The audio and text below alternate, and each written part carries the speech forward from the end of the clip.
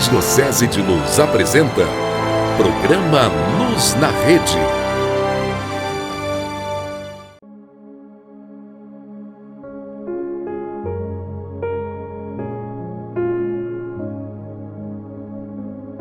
Irmão e irmã, saudação de paz e alegria no Senhor. Então, dando prosseguimento à nossa caminhada de Luz na Rede, estamos iniciando um tempo novo na nossa igreja, a Quaresma.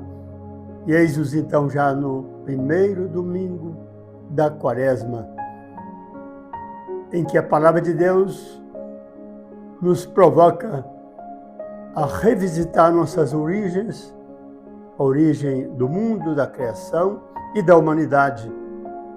E lá ver o que aconteceu, porque isso é importante também para nos situar hoje.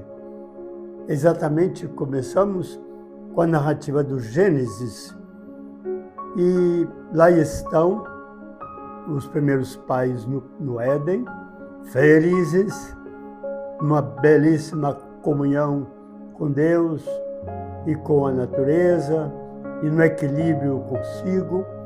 E eis que, senão quando aparece a serpente tentadora, representando o maligno.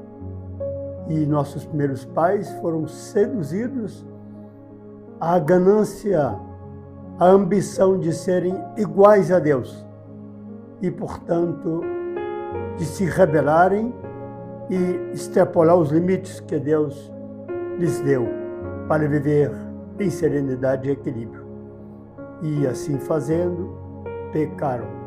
E pecando, caíram em situação de deteriorização, porque pelo pecado deles entrou o pecado no mundo, e com o pecado a morte, o sofrimento, tudo aquilo que atormenta, de certo modo, a humanidade.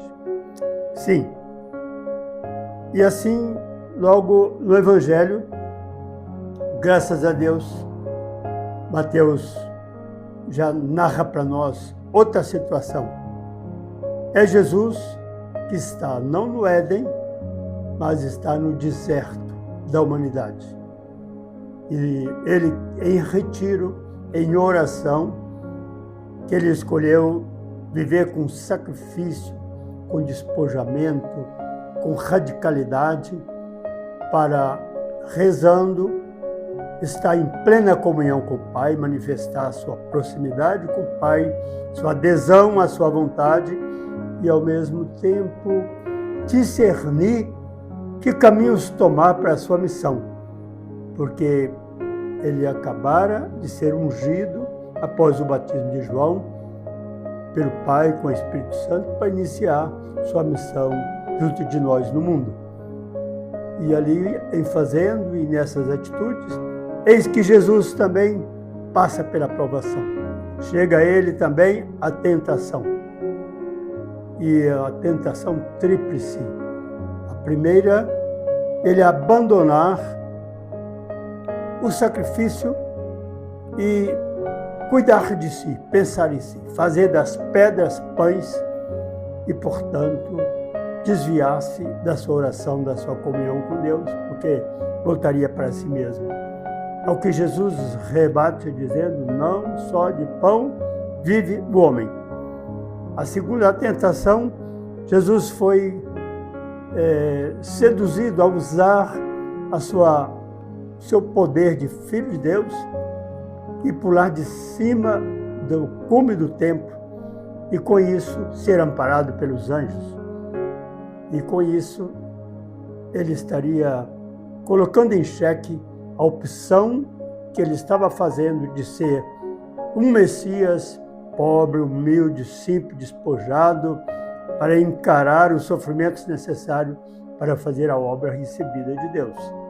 Ao que Jesus também rebate, não tentar a Deus, não provocar a Deus, colocar Deus a serviço de si, mas estar a serviço dele. Terceira tentação é vender a sua autoridade, a sua autonomia frente ao mal e ao demônio, aceitando compactuar com ele para receber vantagens, as glórias do mundo, ao que Jesus disse, não adorar somente a Deus.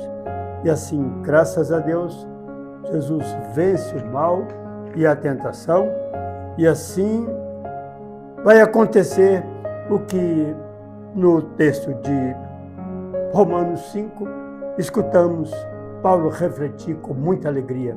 Se por um homem, Adão, entrou o pecado no mundo e o mal no mundo, por um outro homem, um só homem, Jesus Cristo, entrou a vida, a graça abundante e a salvação.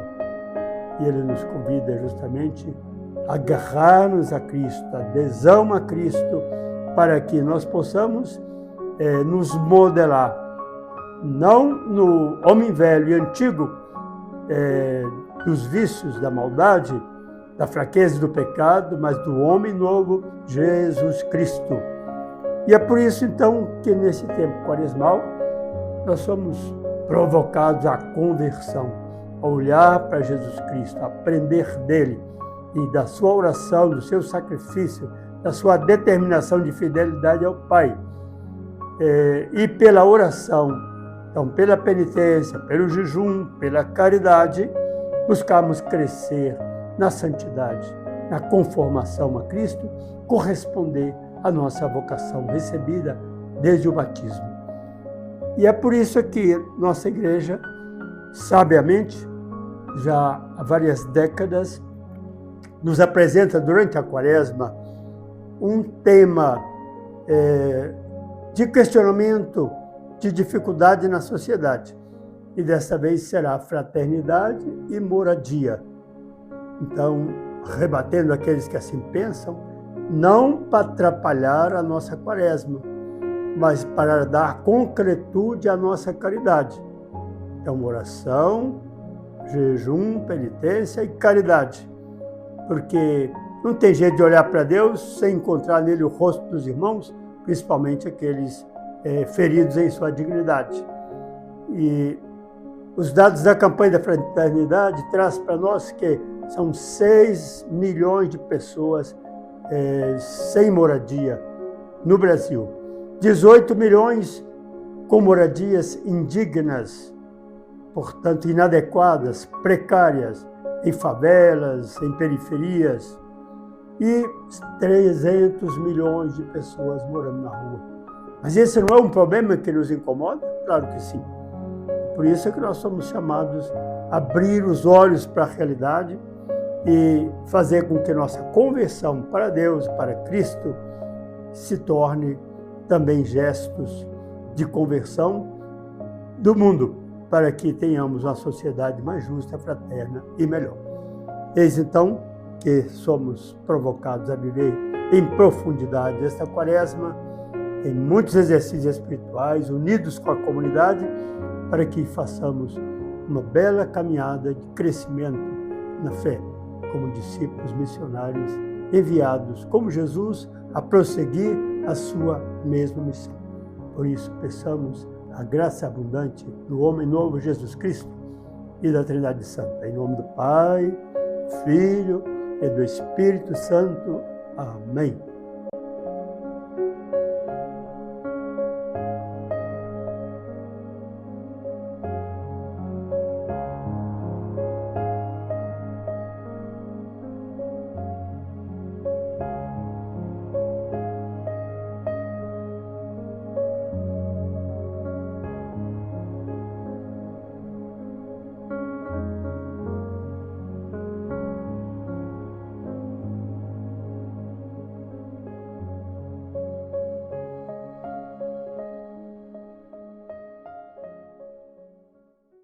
A moradia digna, direito consagrado na Constituição do Brasil. No entanto, 6,2 milhões de famílias não têm onde morar. Vivem em habitações precárias ou de aluguel. Vivem nas ruas, sem abrigo. Moram em situações inadequadas, em áreas de risco e sem infraestrutura. Em 2026, a campanha da Fraternidade nos convida a olhar para a realidade habitacional de nosso país e a entender que a maioria dos brasileiros não tem uma moradia digna, renda suficiente para financiar a compra da casa própria e tampouco é atendida pelas políticas públicas de habitação.